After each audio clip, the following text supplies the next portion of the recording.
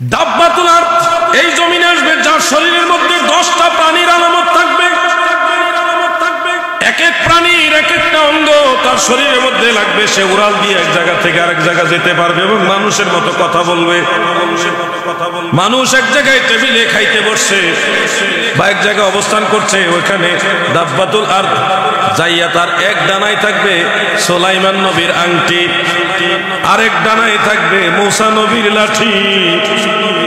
মূসা নবীর লাঠি দিয়া ইমানদারের আঘাত করবে, করলে তার কপালের মধ্যে লেখা উঠবে মুমিন। সুলাইমান নবীর আংটি দিয়ে যখন আঘাত করবে কাফেরদেরকে, তখন ওই লোকদের কপালের মধ্যে আরবিতে 3টা অক্ষর লেখা উঠবে কাফারা, মানে কাফের।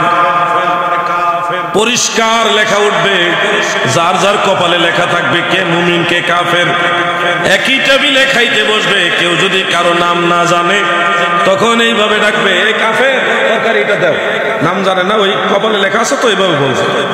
আবার ওই কাফের যদি মুমিনের কাছে কিছু চাইতে চায় তখন এই মুমিন তুমি এটা দাও, মানে তখন নাম না জানলে এইভাবে একজন আরেকজনের ডাক দিবে, এইভাবে কপালের মধ্যে লেখা উঠবে। এটা কিয়ামতের অন্যতম বড় আলামত। এই হলো দাব্বাতুল আরদের পাঠ। সে মানুষের সাথে কথা বলবে এবং বলবে, হে কাফেররা মুশরিকরা, তোমরা তো আল্লাহকে অবিশ্বাস করো, আখিরাতকে অবিশ্বাস করো। দেখো আল্লাহর নবী যা বলে গেছেন সত্য, আল্লাহর রাসূল বলে গেছেন আমি আসবো, এই দেখো আমি এসেছি, আল্লাহর রাসূলের কথা সত্য হলো আমি এসেছি। এইভাবে মানুষকে বলবে সে যে তোমরা আল্লাহর রাসূলের কথা অমান্য করো না, অস্বীকার করো না, দেখো নবীজি বলে গেছে আমি এসেছি, সত্য, নবীর কথা সত্য। এইভাবে মানুষকে বলবে, মানুষের ভাষার মতো কথা বলবে।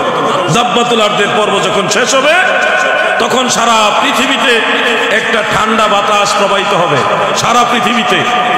এই ঠান্ডা বাতাস খুব ভয়ানক। এই বাতাস যখন মুমিন বান্দার বগল তলায় লাগবে, অধিকাংশ মুমিনরা তখন মারা যাবে। মুমিনদের বগল তলায় লাগার সাথে সাথে পৃথিবীর প্রায় অধিকাংশ, মানে প্রায় অল্প কিছু লোক ছাড়া বাকি সব মুমিনরা মারা যাবে। আর কাফেররা টিকে থাকবে, কাফেররা মরবে না এই বাতাসে, ঠান্ডা বাতাসে।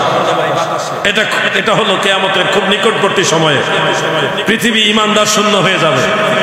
লা তাকুমুস সাআহ হাত্তা ইয়াকুলা আহাদুন আল্লাহ আল্লাহ, রাওয়াহুল হাকিম।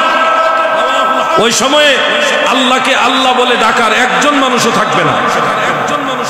ওই হিমশীতল বাতাস এসে সমস্ত মুমিনদেরকে ইন্তেকাল করায় দিবে। গোটা পৃথিবীতে তখন কাফের আর মুশরিকে ভরপুর থাকবে। তখন একটা রাত আসবে 3 দিনের সমান এক রাত, 72 ঘন্টার সমান একটা রাত আসবে। মানুষ পেটের ক্ষুধার যন্ত্রণায় এই অন্ধকারের মধ্যে দৌড়াদৌড়ি করবে আর খাবার তালাশ করবে। এত লম্বা রাত আসবে, আকাশে কোনো আলো থাকবে না, চাঁদ থাকবে না, কোনো আলো থাকবে না, অন্ধকার হবে। তখন মানুষ ক্ষুধার যন্ত্রণায় দৌড়াদৌড়ি করবে। হঠাৎ একদিকে আলো উদ্ভাসিত হবে, হঠাৎ মানুষ নজর করে দেখবে পশ্চিম দিকে সূর্য উদিত হয়েছে। বিজ্ঞানীরা কিন্তু অলরেডি বৈজ্ঞানিক গবেষণা দ্বারা এটা প্রমাণ করেছে, সূর্য এবং পৃথিবী যেই অক্ষে বা যে দাগে আগে উদিত হতো বা যেখান থেকে দেখা যেত, এটা আস্তে আস্তে চেঞ্জ হচ্ছে। মানে সূর্য হুবহু আগে, আজ থেকে 200-400 বছর 500 বছর আগে, 1000 বছর 2000 বছর আগে যেই জায়গা দিয়ে সূর্য উদিত হতো, সূর্য ঠিক ওই জায়গা দিয়ে এখন উদিত হয় না, একটু স্থান চেঞ্জ হচ্ছে আস্তে আস্তে। চন্দ্রের বিষয়টাও সেম। এটা বিজ্ঞানীদের ব্যাখ্যা, আপনারা ইউটিউবে দেখলে পাবেন। পশ্চিম দিকে সূর্য ওঠার পর থেকে সমস্ত মানুষের তওবার দরজা বন্ধ হয়ে যাবে, এরপর আর তওবা করার সুযোগ